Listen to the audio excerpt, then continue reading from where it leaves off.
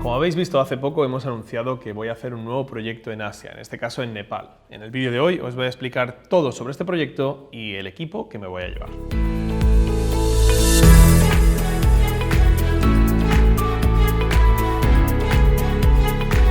Hola a todos, soy Jon Hernández y hoy os traigo un vídeo un poco diferente. Lo que voy a hacer hoy es intentar explicaros un poco este nuevo proyecto que voy a afrontar en Nepal este año. Y además os voy a explicar un poco el material que me llevo, porque ya tras varios viajes que he hecho en los últimos años, empiezo a tener un poco de experiencia sobre el equipo que hay que llevar. Primero dejadme que os explique un poco sobre el proyecto. Este año voy a una comunidad que se llaman Gurung, que son una tribu de Nepal, en la zona de Annapurna, que básicamente les llaman los Honey Hunters. Honey Hunters en inglés significa los cazadores de miel. Y el tema está en que esta gente tiene una peculiaridad y es que se dedica a cultivar o a recolectar la miel de las abejas del Himalaya. Las abejas del Himalaya son las abejas más grandes del mundo y básicamente son unas abejas de unos 3 centímetros que ponen sus panales en colinas, en acantilados mejor dicho, de entre 50 y 300 metros de altura. Eso significa que son acantilados a los que es de muy difícil acceso y llegar a coger esa miel es bastante complicado. La característica principal de esta miel es que en primavera, cuando las abejas cogen flor de rododendro, producen una miel que es alucinógena y esa miel se valora muy cara en los mercados asiáticos. Entonces esta pequeña tribu que vive en las colinas de la Annapurna básicamente ha descubierto una forma de financiarse y de vivir a través de recolectar esta miel.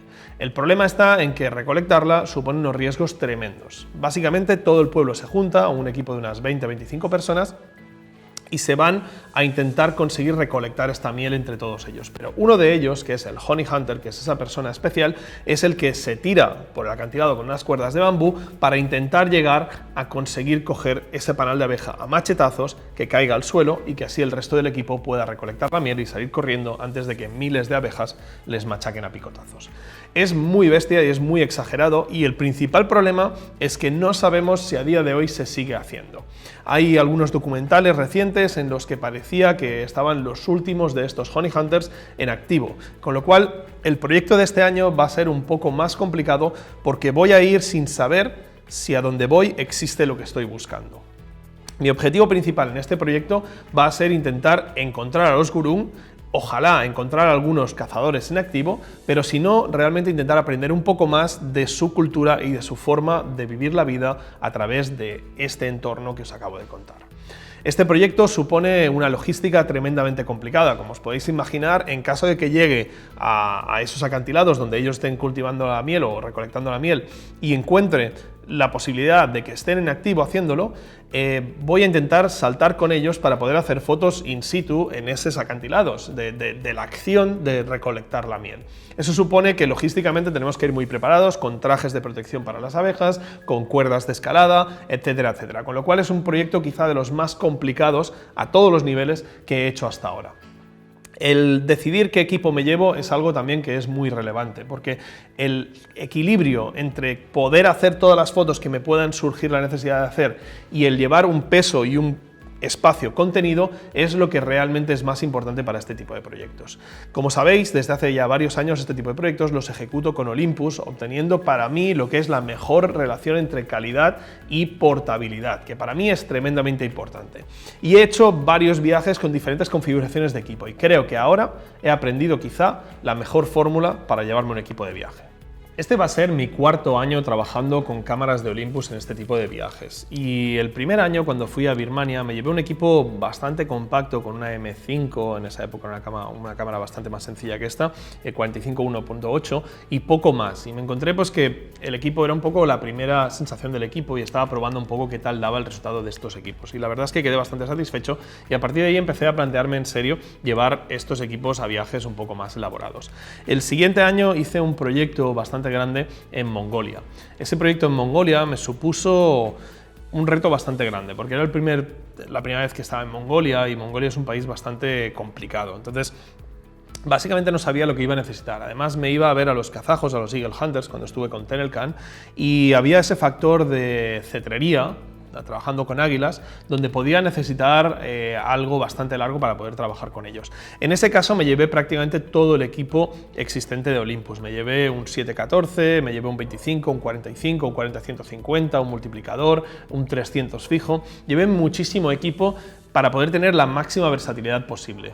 Y a pesar de llevar tantísimo equipo, la verdad es que lo que ocupó el espacio fue muy limitado, fue muy pequeño. Entonces, en ese sentido, estuvo muy bien porque tuve toda la versatilidad desde 7 milímetros, desde 14 milímetros equivalentes hasta 800 y pico milímetros, todo en un solo equipaje de mano. Así que fue una opción que funcionó bastante bien y me dio un buen resultado.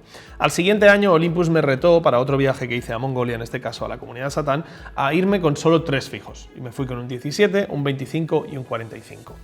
Cada viaje ha tenido sus pros y sus contras. Evidentemente, cuando estuve en Mongolia con toda esa cantidad de equipo, tuve toda la versatilidad que pude necesitar, pero la verdad es que no utilicé todo el equipo que me llevé. Después, cuando estuve solo con los 3 fijos, pues evidentemente tenía una portabilidad máxima, apenas llevaba pues un equipo muy pequeñito, eran este 45, este 25 y un 17 que tiene más o menos el mismo tamaño. Pero a la vez me encontré que en algunos casos echaba de menos ese 40-150 o alguna lente un poco más larga para poder hacer según qué cosas.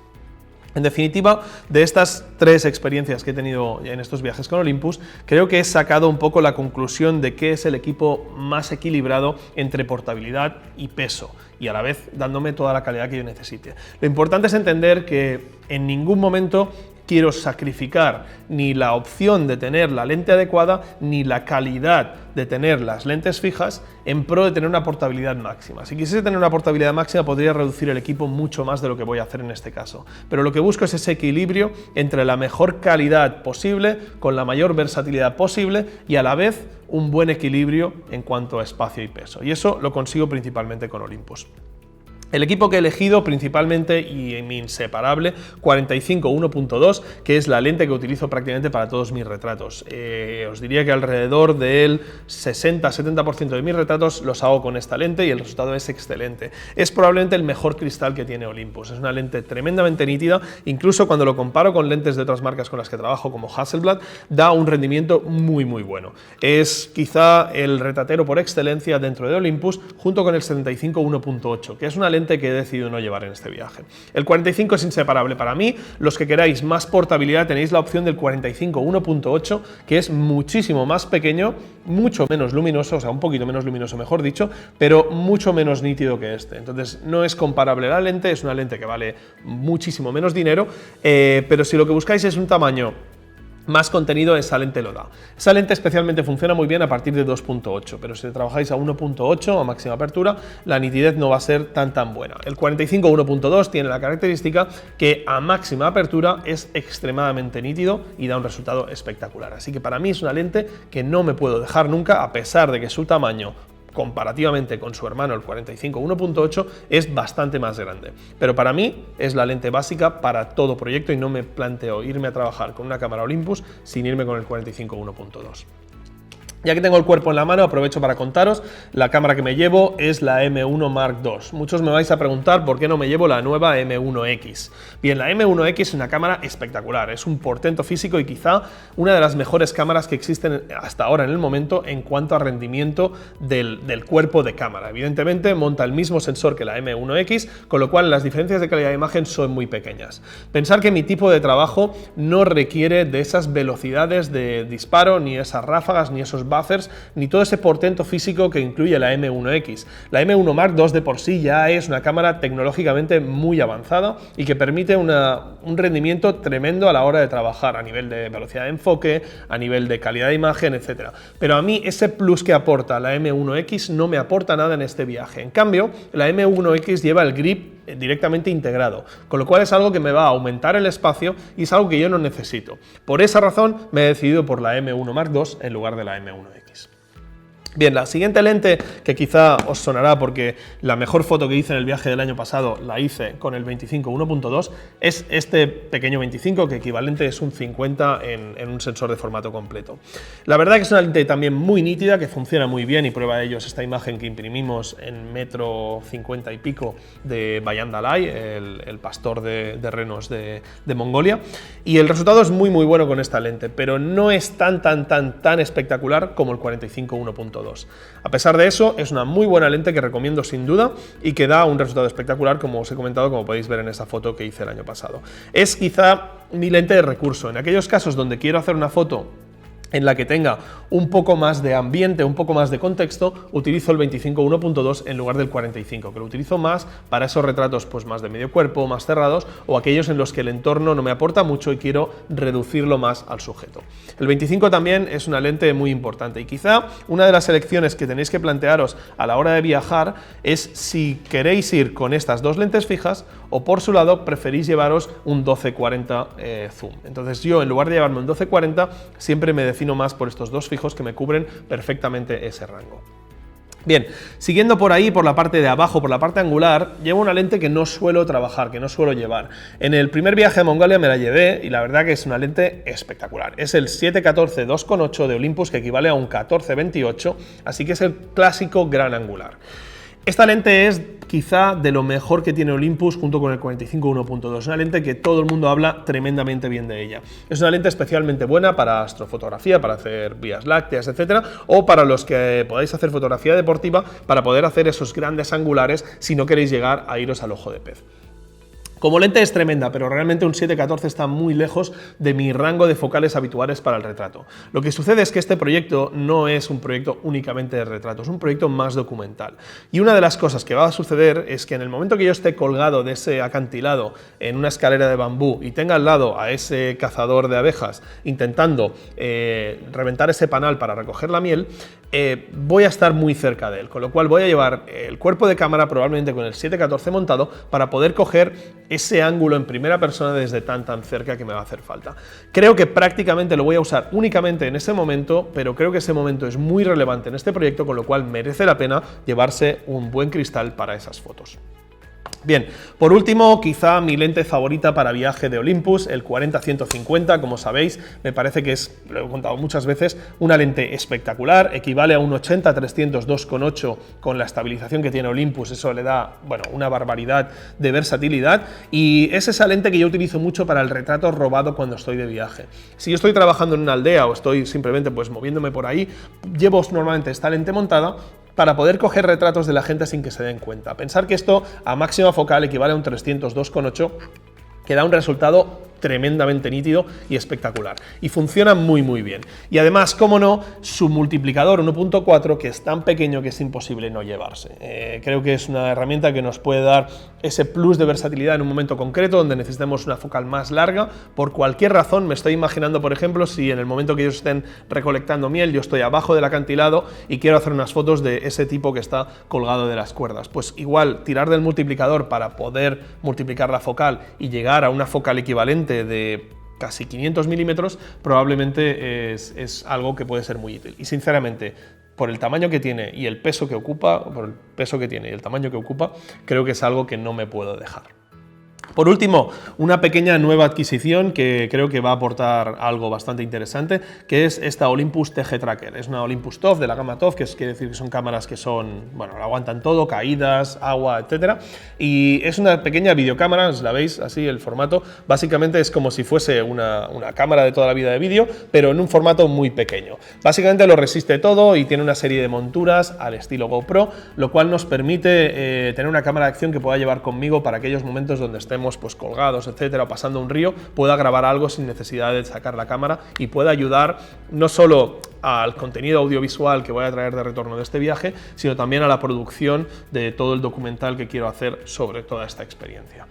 Este es básicamente un poco el equipo fotográfico que me voy a llevar. Y básicamente todo esto lo meto en la mochila que sabéis que me encanta, que es la mochila de Mindshift, la Rotation 180, que ahora mismo os voy a enseñar. No todos lo sabéis, pero mi principio como fotógrafo profesional fue en fotografía de viaje, con lo cual estuve prácticamente 2 años viajando únicamente para hacer fotos a través de Asia. Durante esos 2 años llevé todas las configuraciones que os podéis imaginar de mochilas, bolsas, riñoneras, cinturones con accesorios para poder llevar mis cámaras. Y la verdad es que fue un calvario tremendo. Finalmente, hace creo que 3 años, llegué a encontrar la mochila perfecta. Y se trata de la Mindshift Gear Rotation 180. Básicamente es la mochila que para mí no tiene rival en el mercado de todo lo que es llevar equipo fotográfico a la vez que tienes que llevar otras cosas. Porque una cosa es que nosotros vayamos, pues no sé, a una ciudad a hacer una sesión de fotos y tengamos que ir en avión del punto A al punto B, luego movernos en taxi y evidentemente evidentemente la mochila quizá no es la forma más práctica, sino que un trolley con ruedas es quizá más cómodo. Pero cuando viajas por sitios donde no sabes lo que te vas a encontrar, y que además no solo tienes que llevar un equipo fotográfico, sino también un equipo de iluminación y además alguna cosa más, una mochila es la única opción. Uno de los primeros requisitos que tiene para mí una mochila es que sea de equipaje de mano. El tamaño de la Mindshift Rotation 180 es perfecto, cabe en cualquier aerolínea, incluso el hecho de que se pueda desmontar en dos partes, como os enseñaré en un segundo, permite que incluso en aviones más pequeños de hélices, como los que te encuentras en vuelos locales en Asia, puedas incluso meterla en cabina en dos partes. La clave de esta mochila y lo más importante es lo que le da el nombre, ¿no? El tema del rotation. Fijaros, si yo me pongo la mochila, además de ser quizá la mochila más cómoda que nunca me he probado, tiene un tema muy sencillo y es que una vez me he atado el cinturón tengo la opción de abrir esta solapa de aquí, abriendo esta pestaña, y puedo sacar esta parte de la mochila y ponérmela adelante. A partir de este momento yo puedo acceder a mi equipo, hacer las fotos que tengo que hacer sin tener que poner la mochila en el suelo y de una forma mucho más rápida que cualquier otro sistema de mochila que podáis imaginar. Las mochilas que tenemos que soltar un asa, ponernos delante, abrir una cremallera y sacar la cámara solo nos dan acceso al cuerpo con la lente que esté montada. En cambio, desde aquí, en esta riñonera donde llevo todo mi equipo Olympus, incluso me sobra espacio, puedo acceder a todo lo que necesito, cambiar de lente, no necesito tener bolsillos extra para poner lentes que se me cuelgan, cinturones especiales para poder poner lentes mientras no las estoy usando, sino que desde aquí lo puedo tener todo como una bandeja y puedo trabajar directamente con el equipo que necesite. Si necesito cambiar de lente, la quito, la pongo por aquí, pongo la otra lente y sigo trabajando. Es decir, me da una versatilidad tremenda a la hora de trabajar que me permite conseguir las fotos que quiero sin demasiado esfuerzo a la hora de tener que quitarme mochila, etc. Además de todo esto, la Mindshift Rotation es una mochila extremadamente cómoda y eso es muy importante porque cuando vamos a tener que caminar durante horas, en este caso tengo que hacer trekkings en este viaje que van a durar 2 o 3 días caminando 8 o 9 horas al día, pues llevar 8 o 9 horas al día un equipo grande en la mochila supone un peso que tiene que estar bien acolchado por esta. Esta mochila tiene una espalda súper resistente y está diseñada como una mochila de trekking de montañeros, es decir, una mochila que nos da todo lo que necesita. Tiene incluso una entrada para tener la botella de agua, si queremos tener acceso al agua directo, y la podemos llevar en un lateral, lo que se llama una vejiga de agua, y podemos de esta forma tener acceso a todo ello. Una de las cosas que me gusta mucho de esta mochila también es que tiene un bolsillo vertical delante muy grande en el cual suelo llevar el portátil. Sí que es cierto que este bolsillo no está protegido porque no está diseñado para eso, pero me cabe un portátil de 15 pulgadas sin ningún problema y lo llevo siempre aquí con una funda de espuma un poco protegida. El bolsillo superior tiene acceso tanto desde detrás como desde arriba y en este bolsillo es donde llevo mi equipo de iluminación. En este caso, para este viaje he decidido llevarme 2 flashes de Profoto. Dejadme que os enseñe un poco lo que llevo a nivel de iluminación y lo vamos viendo. Fijaros, en este caso llevo los B10. Para mí, ya os lo comenté cuando salieron al mercado, es el flash ideal para viajar. Es un flash muy pequeño, pero a la vez me da 250 vatios y una eficiencia de luz muy buena, con lo cual solo tengo medio paso de pérdida de luz sobre el B1X. En este caso el tamaño es mucho más pequeño y más importante aún, solo pesan 1,5 kilos. Eso supone que pueda llevar con 3 kilos de equipaje 2 puntos de luz de 250 vatios que me dan prácticamente la luz que necesito en casi cualquier situación. Esto lo complemento evidentemente con 2 baterías extra porque en este caso voy a tener pocas posibilidades de carga, aunque cada una de estas baterías puede disparar cerca de 500 disparos, así que es difícil que yo en un viaje en la parte de retratos que voy a utilizar con flash, haga más de 2000 fotos a máxima potencia. Es bastante complicado. Pero si las tuviese que hacer, puedo incluso, evidentemente, recargar las baterías, porque son unas baterías que cargan bastante rápido y no me darán muchos problemas en ese sentido. Además del equipo de iluminación, obviamente me falta el modificador, que ese sí no cabe en mi equipaje de mano, que va a ser un Octa 4 como siempre. El Octa siempre para mí es imprescindible, porque el tamaño grande me da esa suavidad y textura de luz tan característica de mis fotos de mi trabajo personal.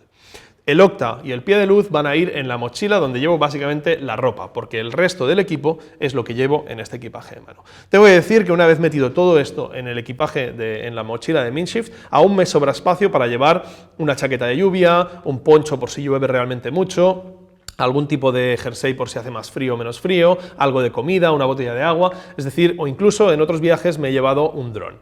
En este caso me cabe todo en ese equipaje de mano que cabe en cabina de avión y es realmente muy práctico de llevar.